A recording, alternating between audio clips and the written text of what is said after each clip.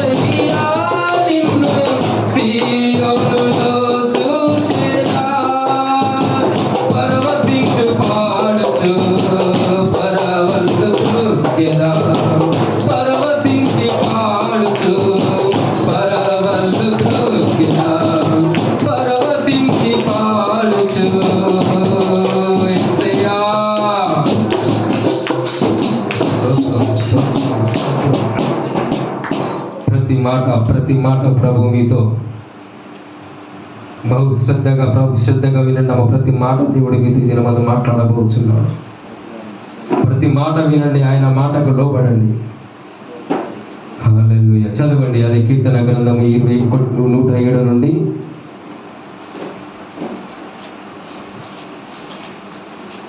10 వచనం చదువుకున్నాం.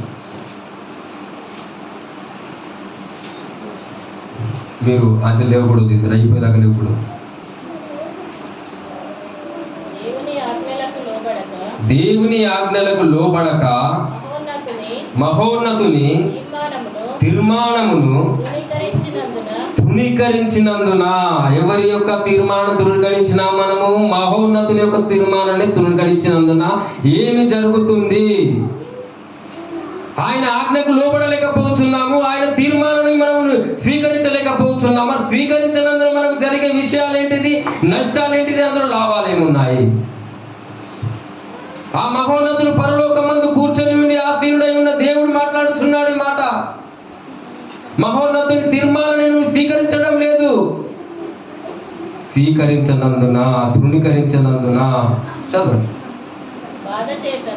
బాధ చేతను ఇనుప కట్ల చేతను బంధింపబడిన వారై చీకటిలోను మరణంధకారములోను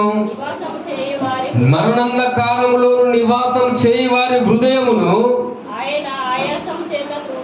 ఆయన ఆయాసము చేత కృంగదీసెను. హల్లెలూయా. దేని వలన జరిగింది చెప్పాలి? దేని వలన జరిగింది? చదువుతుంటే వింటున్నారా లేదా? మీరు అందరు వింటున్నారమ్మా? అందరు మళ్ళా చదువు సార్. 10 నుంచి చదువు. లోబడక తృణీకరించినందున బాధ చేతను ఇనుప కట్ల చేతను బంధింపబడిన వారై చీకటిలోను మరణంధకారములోను నివాసము చేయి వారి హృదయమును ఆయాసము చేత కృంగజేసెను. దేవుడిని తృణీకరించాడు. తృణీకరించి ఎక్కడికి వెళ్ళాడంటే మరణంధకారంలోనికి, చీకటిలోనికి, అగాధంలోనికి వెళ్ళిపోయాడు. ఎప్పుడైతే దేవుని ఆ తీర్మానాన్ని తృణీకరించాడో, దేవుని తృణీకరించిన తర్వాత, దేవుని వద్దనుకున్న తర్వాత, దేవునికి లోబడగా ఉన్న తర్వాత నువ్వు పోవలసింది ఎక్కడికి అంటే అదే చీకటి గదిలోనికి, అదే అంధకారంలోనికి నువ్వు ప్రవేశిస్తావు. ఎందుకంటే ఆ సాతానుడు అక్కడ వల వేసి ఉంటాడు నీ కొరకు. తప్పిపోయిన కుమారుడు, అయ్యా నీ భాగంలోనికి నా సగ భాగం నాకు ఇచ్చేసేయి.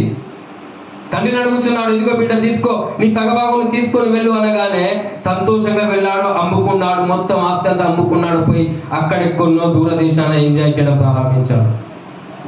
ప్రారంభించడంతోనే ఆ ప్రారంభం బాగానే ఉంది ఆయనకు. తండ్రిని విసిపెట్టినప్పుడు డబ్బు ఉంది, ఆస్తి ఉంది, అంత ఉంది కనుక ఆ ప్రారంభం బాగానే ఉంది, ఆ ఎంజాయ్ బాగానే ఉంది, ఆ తిరగడం బాగానే ఉంది, ఆ తాగడం బాగానే ఉంది, ఆ వ్యసనం బాగానే ఉంది. అన్ని చక్కగా కనిపిస్తున్నాయి అతనికి. అదే మహిమలని కనిపిస్తుంది, అదే పరలోకంలో కనిపిస్తుంది. నెమ్మదిగా వాడు వలలో వేసుకుంటా పోతాంటే నరకంలోనికి లాగా వెళ్ళాలని చూస్తుంటే చివరికి ఏమైందంటే తినడానికి తిండి కూడా గతి లేకుండా పోయింది. హల్లెలూయా. మొదట బాగానే ఉంటాయి ఆ వల, అపవాది వల బాగానే ఉంటుంది. అయ్యో ఇది ఉంటుంది, నాకు అది ఉంటుంది, అంతా సంతోషకరంగా ఉన్నాను అనుకుంటావు. కానీ రాను రాను రాను నేను ఎప్పుడైతే క్షీణింపజేస్తాడో, ఎప్పుడైతే నిన్ను కృంగజేస్తాడో, ఎప్పుడైతే నిన్ను బలహీనపరుస్తాడో, ఎప్పుడైతే నిన్ను ఎవరి మాట వినకుండా నేను చేస్తాడో, ఆ సమయం అందు వాడు నిన్ను వదిలిపోతాడు. వదిలిపోయినాక నువ్వు ఒంటరి వాడివి అయిపోతావు.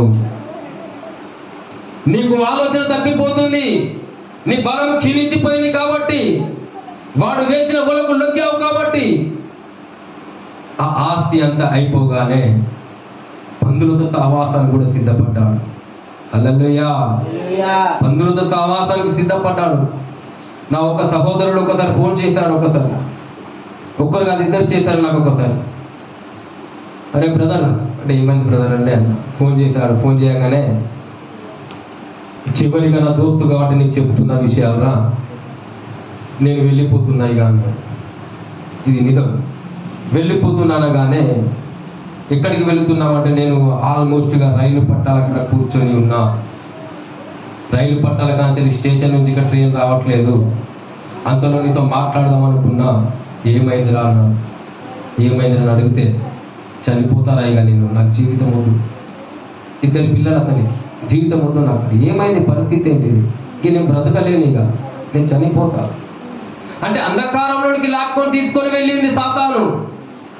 ఈ మరణం పైన ఒక బలము సాతానుకు ఉంటే మరణ బలాన్ని జయించిన యేసుక్రీస్తు ప్రభు ఉన్నాడని మర్చిపోయి మరణం వాడి తరపు వస్తుందని మనం మరణం వైపు వెళుతూ ఉంటాం. చనిపోతాను కానీ నేను ఫోన్ చేసి, వద్దు నేను వచ్చినా కాదు, నేను వచ్చినాక చనిపోతే మరి ఆగలే. లేదు ఇక నేను చనిపోతా, ఆకలిస్తుంది, 2 రోజులు 3 రోజులు అన్నం తినక అన్నా. సరే ఆకలిస్తుంది కానీ నేను భోజనం పెడతాను నీకు అన్నా. లేదు, ఒక్కసారి నీతో మాట్లాడాలి అంటే వెళ్ళి తీసుకుని వచ్చి అతనికి ఒక హోటల్లో బిర్యానీ తినిపించి అతనికి సమాధానం చెప్పి, నువ్వేమి భయపడకు, దేవుడు నీ తోడుగా ఉంటాడు, నువ్వు అలాంటి నిర్ణయాలు తీసుకోకురని అతనికి ఒక హోద చెప్పి, అనేది అతనికి మనసును నెమ్మది చేసి అతని ఇంటికాడ తోలి వచ్చాను. హల్లెలూయా. ఆ మాటకు ఇప్పటి జ్ఞాపకం చేసుకుంటాడు. ఆ రోజు నువ్వు రాకపోతే నేను ఈరోజు చనిపోయేవాడిని అంటాడు. కానీ నేను కాదు, నా దేవుడు పంపించిందిరా అంటా నేను. హల్లెలూయా. నా దేవుడు నిన్ను కాపాడడానికి, ఆ మరణాంధకారం నుంచి విడిపించడానికి ఇదిగో ఎవరిని ఒకరిని పంపిస్తాను నీ వద్దకు. స్తోత్రం. నీకు ఆలోచన పుట్టిందంటే ఆ సమయం నా మీద దేవుడు నీకు ఇచ్చిన ఆలోచన అది. ఇదిగో నా యొక్క బిడ్డ ఉన్నాడు, అతను నిన్ను కాపాడేంత శక్తిమంతుడు, లేక అతను శక్తి ఉంది, లేకపోతే ఆయన తోడుగా నేను వస్తానని వచ్చి నిన్ను కాపాడే దేవుడు ఆయన. మనుషులకు సహాయం చేసే దేవుడు ఆయన. మనిషినిగా చూసే దేవుడు ఆయన. శత్రువు ఉన్నాడు సాతాను గాడు, మనిషిలాగా చూడడు, పశువులు జంతువులాగా చూస్తాడు. లేఖనం ఏమనబడంటే వాడు గర్జించి సింహం వాళ్ళు ఎవరిని మెరుగుందామా అని వస్తున్నారు, తిరుగుతున్నాడట. వాడు గర్జించి సింహం ఎవరిని ముగుతున్నాడు? జంతువులు, అడవి జంతువులు, అడవి మృగాలను తినాలని ప్రయత్నం చేస్తుంటాడు. ఎవరిని మిరుగుందామా అని ఎదురు చూస్తున్నాడట వాడు. ఎవరు విశ్వాసంలోకి తొలగిపోతారు, ఎవరు సాధనల వల్ల పడిపోతారు, ఎవరు ఆ విషయంలో పడిపోతారు, ఈ విషయంలో పడిపోతారు, ఎవరిని మృంగుదనని వాడు గర్జించి సింహం అని ఒక గర్జించి సింహం లాగా వస్తున్నాడు వాడు. కానీ యెహోవా నా కాపరి, నా తోడుగున్నవాడు, నువ్వు మర్చిపోకు. హల్లెలూయా. తొలగిపోయిన వారికి భయం. నీవు ఉన్నావా దేవునితో, నీకు భయం ఉండదు, ఆ భయమే ఉండదు నీకు. విశ్వాసంతో నడు. హల్లెలూయా. మరొక సహోదరుడు ఫోన్ చేసి, నేను సూరత్లో ఉన్న ప్రాంతంలో హోటల్కి వెళ్ళి అన్నాడు, గొర్రెలు సీత తీసుకొని వెళ్ళాడు, గొర్రెల మీద వస్తున్నాడు. ఆడిపోయి అతను నాకే ఫోన్ చేస్తున్నాడు. అరే నేను చనిపోతాను, బతకరా, ఇక చివరి సమయం రాత్రి 10 అవుతున్నప్పుడు అనగానే ఆ సమయంలో నేను ఫోన్ చేసి, ఎందుకమ్మా ఏమని చెప్పండి అంటే, ఈ సంగతి అంటే, సరే ప్రార్థన చేస్తాను, కళ్ళు మూసుకోవాలి, నా ఫోన్ చెవి దగ్గర పెట్టుకోవాలి. ప్రార్థన చేసినప్పుడు అతడు అదే మాట, ఆ రోజు నువ్వు ప్రార్థన చేశావు, అప్పటి నేను ఇప్పటి వరకు నేను బ్రతికే ఉన్నాను అంటాడు ఆయన. హల్లెలూయా. ఎందుకంటే దేవుని ఆత్మ నీలో ఉన్నప్పుడు ఆత్మ ప్రేరేపిస్తుంది ఇతని కొరకై. ఒక ఆత్మ నశించిపోకూడదు, దేవుని సన్నిధికి రావాలి, ఏ ఆత్మ నశించిపోకూడదు. ప్రతి ఒక్క ఆత్మను ప్రేమించిన దేవుడు. హల్లెలూయా.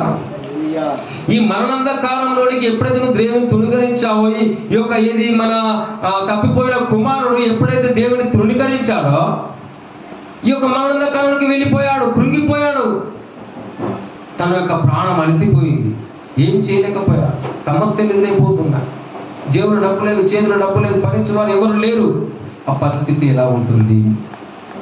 హల్లెలూయా.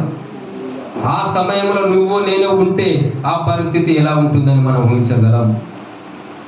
అట్టి సమయంలో తనకు వచ్చిన మెలకువ ఏదో తెలుసునా? అట్టి సమయంలో అతనికి వచ్చిన జ్ఞానం ఏదో తెలుసునా? నా తండ్రి వద్ద ఎంతో మంది కూలి పని చేస్తున్నారు, అందులో నేను కూలి పని చేసుకొని బ్రతుకుతాను. హల్లెలూయా. నా తండ్రి దగ్గర ఎంతో మంది కూలి పని చేసుకున్న వాళ్ళే మంచి మంచి ఆహారం తింటున్నారు. నేను ఈ పందులతో సహవాసం చేస్తున్నాను. నా తండ్రి దగ్గరికి పోయి, ప్రభువా ఇదిగో నీ పరలోకం ఎదుట నీ ఎదుట నేను పాపము చేశాను ఒప్పుకొని నేను ఒక పనివానిలా అందులో జాయిన్ అవుతాను, అందులో నేను నివాసం చేస్తాను, నన్ను క్షమించమని అడుగుతాను. అసలు క్షమాపణ కూడా నేను యోగుడని కాదు తండ్రి అని అడుగుతాను అని ఒక తీర్మానం తీసుకొని మరలా దేవుని వైపు వెళ్ళాడు. హల్లెలూయా. తీర్మానం తీసుకొని వెళ్ళాడు మనతో. తీర్మానం ఎప్పుడైతే తీసుకొని వెళ్ళాడో, వెళుతుండగానే నా ప్రభు అయిన క్రీస్తు ఆ తప్పిపోయిన కుమారుడు చూసి, ఇదిగో నాకు తప్పిపోయిన కుమారుడు అంటే మళ్ళా తిరిగి వస్తున్నాడని ఒక విందు చేయడం ప్రారంభించాడు. హల్లెలూయా. నిన్ను తృణీకరించే దేవుడు కాదు. నువ్వు ఎంత దూరం వెళ్ళినా, ఎక్కడికి వెళ్ళినా, నువ్వు మరలా తిరిగినా దేవుని వద్దకు వస్తే నిన్ను తృణీకరించడు. ఆయన నిన్ను కౌగిలించుకుంటాడు. చనిపోయి బ్రతికాడని చెప్తున్నాడు. చనిపోయాడంటే తనలో ఉన్న పాత క్రియలు, ఆ యొక్క అవిశ్వాసమైన క్రియలు చనిపోయాయి, అతనిలో ఉన్నాయి. నూతనంగా ఎప్పుడైతే ఆయన నూతన పరచబడ్డాడో, ఎప్పుడైతే దేవుడు అతన్ని కౌగిలించుకున్నాడో, నూతన వస్త్రమును అనుగ్రహించాడు. హల్లెలూయా. వీరులకు ఒక ఉంగరం అనుగ్రహించాడు, కాళ్ళకు చెప్పు చూడులు అనుగ్రహించాడు. ఇవన్నీ ఆత్మీయతకు సాదృశ్యం. ఇవన్నీ ఆత్మీయ వరాలు. అవన్నీ వస్త్రంలో అనగా చెప్పుల జోడు, అనగా చెప్పుల జోడు తొడిగించాడంటే నడవాలిగా. ఎవరికైనా కనబడ్డాయా చెప్పుల జోడు గురించి? నడవాలి, ప్రయాణిస్తూనే ఉండాలి దేవుని సేవలో. వస్త్రాలు, ఎవరైనా వస్త్రాలు తొడిగించాలా, నువ్వు దేవుని కొరకై జీవించాలని అర్థం. అది వస్త్రాలైనా తొడిగిస్తాడు ఆయన. హల్లెలూయా. అలాగనే ప్రభు మరొక మాట ఏమంటున్నాడు అంటే, దాని కిందికి చదువుకున్నాడు.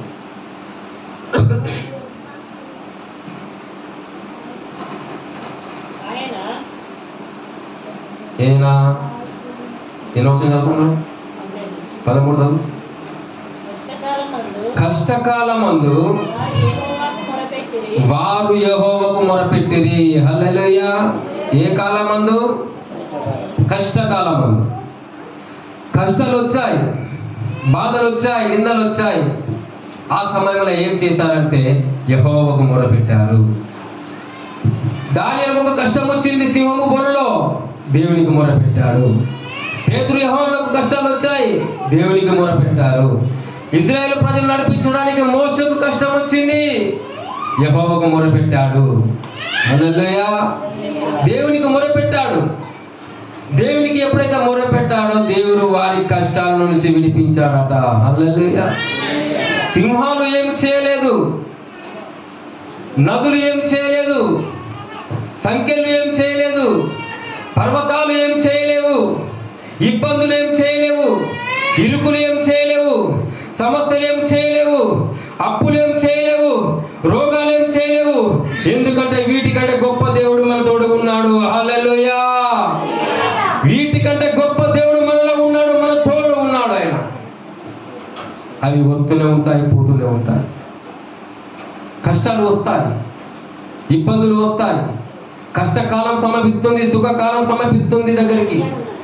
కష్టకాలం వచ్చినప్పుడు ఆ కష్టాల వైపు చూడకుండా నువ్వు దేవుని వైపు చూడు, యేసయ్య వైపు చూడు. రక్షణ ఆయనలోనే ఉంది. హల్లెలూయా. వింటున్నారా అందరు?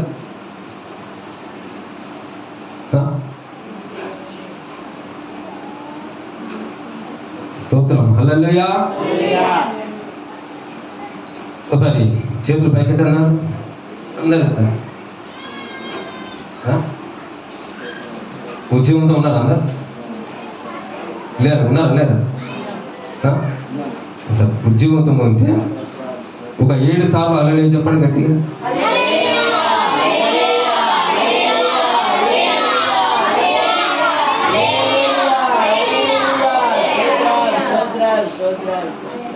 ఇది ఉద్యోగం. మనసు పూర్తిగా చెప్పండి. ఇప్పుడు అలా చేతులు పైకి ఎత్తి మళ్ళీ 7 సార్లు మనసు పూర్తి.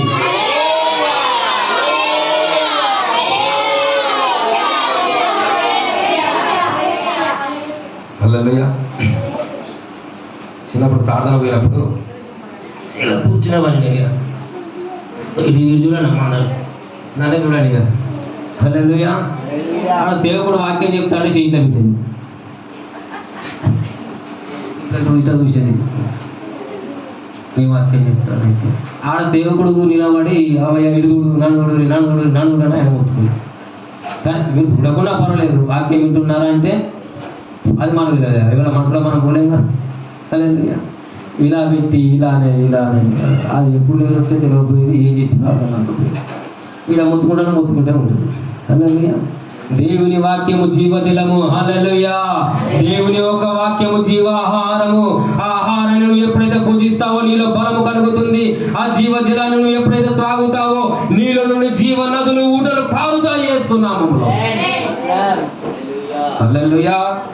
ఆయన వాక్యము అసాధారణమైనది కాదు, సాధారణమైనది కాదు. ఆయన సాధారణమైన వాక్యం అయినది. ఆ వాక్యంతో అనేకులు బాగుపడ్డారు, ఆ వాక్యంతో అనేకులు రక్షణ పొందారు, ఆ వాక్యంతో అనేకుల నుండి ఏది నూతన పరచబడ్డారు. ఆ వాక్యాన్ని నమ్మే, వాక్యాన్ని వినే ఇజ్రాయేల్ ప్రజలు బయలుదేరారు. మోషకి ఏం తెలుసు దేవుడు అంటే? తెలుసా మోషకు? అవునో కాదు చెప్పాడు ఆ మధ్యలో. హల్లెలూయా. మోషకు దేవుడు అంటే తెలుసా? తెలియదు. ఎప్పుడు తెలుసుకున్నాడు ఆయన? గొర్రెలు కాస్తుండే, అక్కడ గొర్రెలు కాస్తుంటా అంటే పొద మండుతుంది, అక్కడ అగ్ని పొద చెట్టు మండుతుంది. ఆ చెట్ల ఆ పొదలకి అగ్ని వస్తుంది, కానీ అందులో ఆ చెట్టు కారణం, అదే పొద కారణం లేదు. ఆ పొద కారణం లేదు. ఈ వింత ఏంది అసలు, ఈ వింత ఏంటిది ఇది అని నిమ్మలంగా కర్ర పట్టుకొని గొర్రెల పక్కన పెట్టి చక్కగా వైపు చూడడానికి వెళ్ళాడు. ఆ వింతను చూడడానికి వెళ్ళాడు. ఏంటిది అదృష్టం అసలు, ఇది ఏంటి అదృష్టం? ఇది మంట మండుతుంది కానీ ఆ పొద కాలలేదు ఏంది? అప్పుడు దేవుడు తన వాక్యంతో మాట్లాడాడు మోషతో. హల్లెలూయా. నీ చెప్పులు వేడి లోపలికి రా అన్నాడు. ఒక నరహంతకుడు అయిన ఒక మోషను పిలుచుకొని తన ఒక అద్భుతాన్ని చూపించి తన వైపు లాక్కొని తనను దర్శించి తనను ముట్టి తనను ఒక నాయకునిగా చేశాడు నా దేవుడు. ఎప్పుడైతే నువ్వు ఆ వింత చూస్తావో. హల్లెలూయా. కొట్టుదైన గట్టి ఉద్యోగం వచ్చినప్పుడు ఎందుకు ఆపుకుంటారు చప్పలు కొట్టడం? దేవునిగా కొట్టాలి. మీరు ఏం చేసినా ఒక నాయకునిగా వింత చూడడానికి వెళ్ళే వరకు అగ్ని ఆర్తలేదు. అది అగ్నిగా పొద ఆరి చల్లార్తలేదు, అగ్ని మండుతూనే ఉంది. ఏంది వింత అని? అగ్ని మండుచుండనే పొద కాలిపోలేదుగా. హల్లెలూయా. అగ్ని ద్వారానే మోషను దర్శించినావే. అగ్ని మండుచుండనే పొద కాలిపోలేదుగా.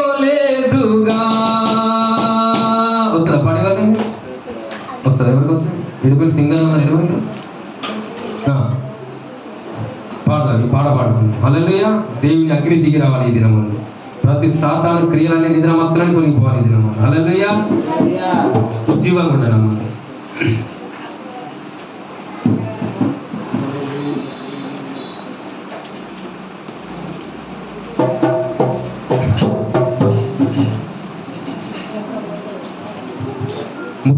ముస్కులను జరిగితే మనం అందరము యేసుక్రీస్తు ప్రభు ఒక వెలుగును చూచుదుగాక యేసునామములో. హల్లెలూయా. అగ్ని మండుచుండెనే పొద కాలిపోలేదుగా. అగ్ని మండుచుండెనే పొద కాలిపోలేదుగా.